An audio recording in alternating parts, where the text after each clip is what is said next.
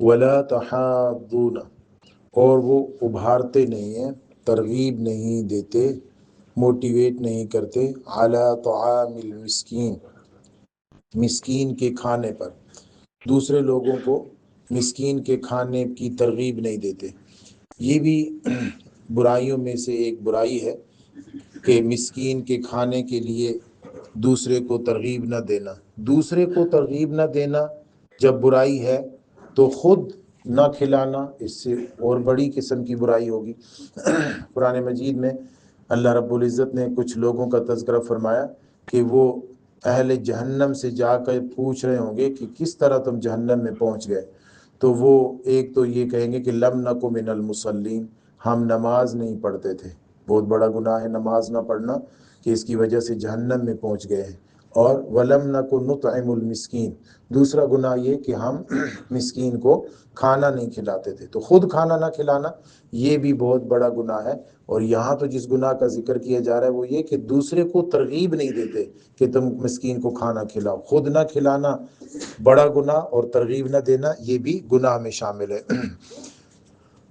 یہ لفظ تحاضون اصل میں تتحاضون تھا، فعل مضارع ہے، ایک اس کی تا حذف کی گئی ہے۔ ولا تحاضون علی طعام المسکین ولا تتحاضون۔ حضور نبی کریم صلی اللہ علیہ وآلہ وسلم نے اپنے فرامین میں بھی مسکین کو کھانا کھلانے کے بارے میں احکام دیے ہیں اور کھلانے والے کو خوشخبریاں سنائی ہیں۔ قرآن مجید کی بہت سی آیات ہیں، للسائل والمحروم، وہ لوگ کہ جن وفی اموالہم حق للسائل والمحروم، وہ لوگ کہ جن کے مال میں مانگنے والے اور محروم کا حق سیو ہوتا ہے، محفوظ ہوتا ہے، وہ مانگنے والے کو اور نہ مانگنے والے دونوں کو عطا کرتے رہتے ہیں، دیتے رہتے ہیں۔ یہ بھی ترغیب ہے مسکین کے بارے میں، مسکین کی ضروریات کے بارے میں خیال رکھنے کے بارے۔ اگلی سورت سورت البلد ہے، اس میں بھی اللہ رب العزت نے بہت واضح احکام دیے ہیں مسکین کے کھانا کھلانے کے بارے میں۔ حضور صلی اللہ علیہ وآلہ وسلم نے فرمایا فک العانی یعنی الاسیر و اطعم الجائع، جو قیدی لوگ ہیں نا ان کو چھڑانے کی کوشش کیا کریں، اور فرمایا کہ وہ اطعم الجائع، جو بھوکے ہیں ان کو کھانا کھلانے کے بارے میں فکر کیا کریں، وہ اطعموا، کھانا کھلائیں، الجائع، بھوکے کو۔ آپ صلی اللہ علیہ وسلم نے فرمایا خیرکم من اطعم الطعام، تم میں سب سے زیادہ بہتر شخص وہ ہے جو دوسرے کو کھانا کھلائے۔ مختلف اوقات میں آپ نے دوسرے لوگوں کو بہتر کہا ہے، یعنی تم میں سب سے بہتر وہ ہے جو خود قرآن مجید پڑھے اور دوسرے کو پڑھائے۔ تو پڑھنے والے یا پڑھانے والوں میں بہتر وہ ہے جو خود قرآن پڑھے اور دوسرے کو قرآن پڑھائے۔ اور کھانے کھلانے والوں یا کھانے والوں میں سب سے بہتر وہ ہے کہ جو دوسرے کو کھلائے۔ آدمی خود تو اپنے لیے تو کھاتا ہی ہے، اگر وہ کہتے ہیں دوسرے کے کام نہ آئیں، آپ دوسرے کے لیے بھلائی نہ کریں تو آپ دوسرے کے لیے مردہ لاش ہی ہیں، مردہ ہی ہیں، زندہ تو نہیں ہیں۔ زندہ ہوتے تو دوسرے کے لیے کچھ کرتے۔ تو یہ فرمایا کہ خیرکم من اطعم الطعام، جو دوسرے کو کھانا کھلائے وہ تم میں سب سے زیادہ بہتر ہے۔ ایک مرتبہ آپ نے فرمایا احب الطعام الی اللہ ما کثرت علیہ الایدی، وہ کھانا جس پر کئی ہاتھ ہوں، یعنی کھانے والے زیادہ لوگ موجود ہوں، یعنی کھلانے والا بھی ہے اور کھانے والے کئی لوگ اس نے بلا رکھے ہیں جو مل بیٹھ کر کھانا کھا رہے ہیں۔ تو آپ صلی اللہ علیہ وسلم نے فرمایا کہ وہ سب سے زیادہ محبوب کھانا ہے۔ تو وہ کھانے کے جو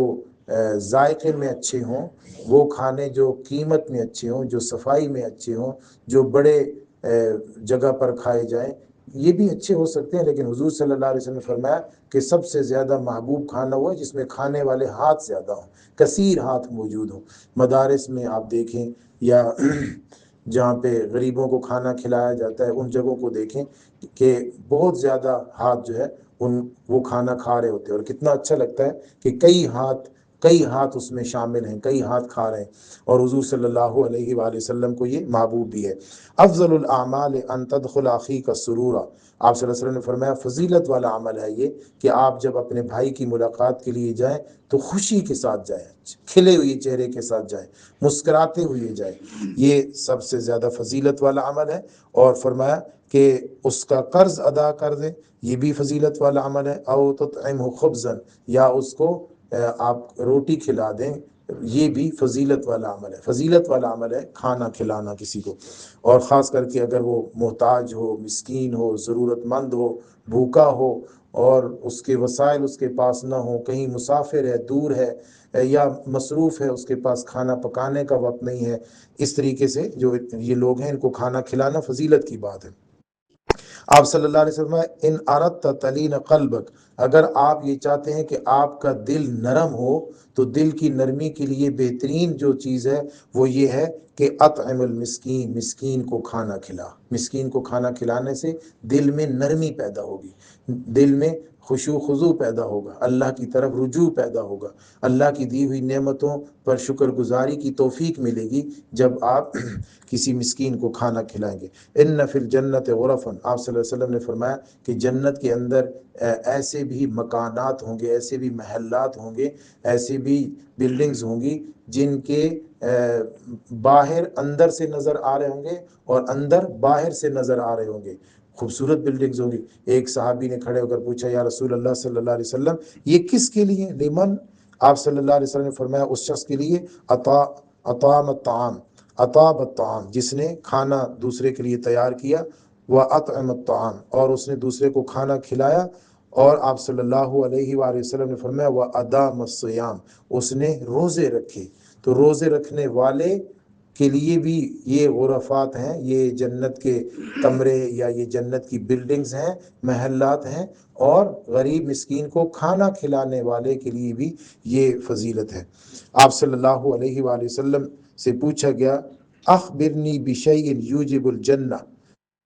کوئی ایسی چیز بتائیے جس کی وجہ سے جنت واجب ہو جائے، ملے جنت۔ آپ صلی اللہ علیہ وآلہ وسلم نے فرمایا علیک بحسن الکلام، اگر جنت میں جانا چاہتے ہو تو اچھے طریقے سے بات کیا کرو، گفتگو اچھے طریقے سے، اور بذل الطعام، اور کھانا سرو کرایا کرو، لوگوں کو کھانا دیا کرو، یہ جو ہے وہ جنت میں جانے کا ایک ذریعہ ہے۔ آپ صلی اللہ علیہ وآلہ وسلم نے حضرت ابو ذر رضی اللہ تعالیٰ عنہ سے فرمایا یا ابا ذر اذا طبخت مرقۃ، جب آپ کوئی سالن پکاؤ تو فَأَكْثِرْ مَاءَهَا، اس کے اندر پانی زیادہ ڈال دیا کرو،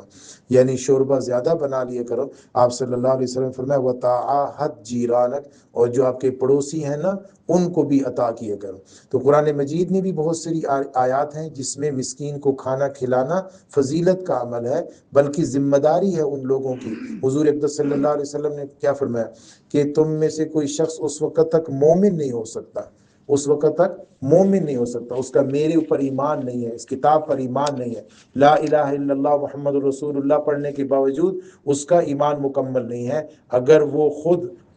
سیر ہو کر سوئے اور اس کا پڑوسی بھوکا ہو۔ تو پڑوسی بھوکا ہو، کوئی مسکین بھوکا ہو، کوئی رشتہ دار بھوکا ہو، اور جو ہے وہ ہم